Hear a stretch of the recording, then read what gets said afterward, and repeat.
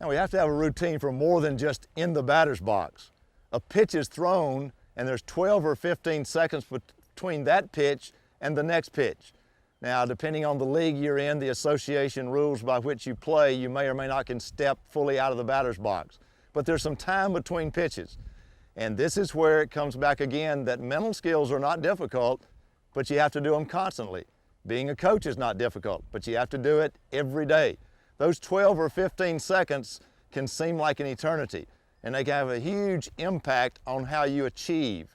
They interfere with the skill or they help you with the skill. So how do we use those 12 or 15 seconds between pitches? Again, like I have in several cases, I like to give you a saying or a word whose first letters mean something so that you can remember a routine between pitches. But again, let me remind you, this is an example. You may have to tweak this and personalize it and customize it for various players. My saying here, the words that I like to use are confidently, every softball player better focus. Confidently, every softball player better focus. Now we're going to take the first letter of each of those words, and that develops our routine for between pitches. The first word was confidently, starts with a C. The very first thing after a pitch that the hitter should do is control her emotions. If she doesn't get her emotions under control, then the other steps will not flow very well and could be meaningless. Control the emotions. Now it could be that everything's fine. Controlling the emotions may take no time. It could have been low and outside, the hitter took the pitch, the umpire called it a ball, everything's fine. Or it could have been low and outside and the hitter took the pitch and the umpire called it a strike. And yet the hitter knows it was 3 inches outside and 2 inches too low. Well, you've got to control some anger, some frustration. You may have to control some stress or some tension. It could be fatigue that has to be controlled. But control the emotions before you go to the next step. Confidently, every. Every starts with an E. And our second stage of this between pitch routine is evaluate. Think how many pitches a hitter has seen in her life. She must learn after each pitch. Remember cattle? Remember the fact that we have to get the visual information and we have to analyze it and we have to decide and we have to act. Well, after every at-bat we should learn. After every pitch we should evaluate. Maybe we should grade that pitch.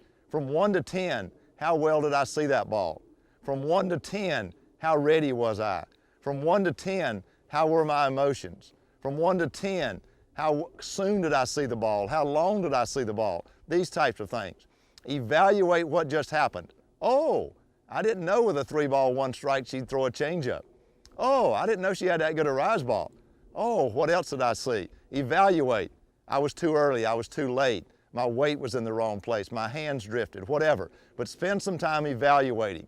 Now, it won't take near as long to evaluate as I just talked about it, maybe a second or two or whatever, but learn something from that pitch. Confidently, every softball. Softball starts with an S, so now it's time to glance down at the coach, actually look at the coach, and see any signal that might be given.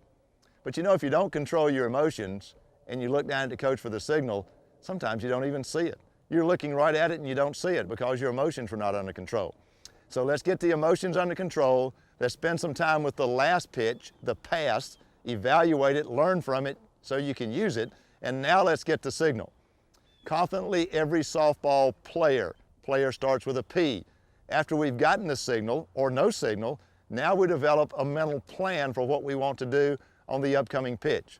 But until we've evaluated the previous pitch, until we've controlled our emotions, until we know whether the coach gives a signal or doesn't give a signal, we don't need to be planning because we don't know what to plan.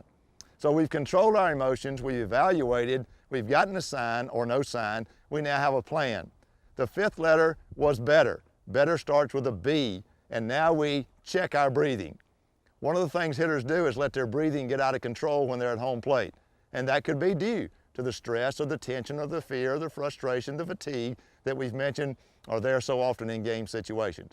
So check that breathing. Maybe fine, or it could be that you're breathing so fast you're out of control, or it could be that you're holding your breath. So just check the breathing.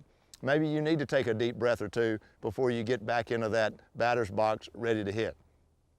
And finally, the last word, confidently every softball player better focus. The last word is just what it says, focus.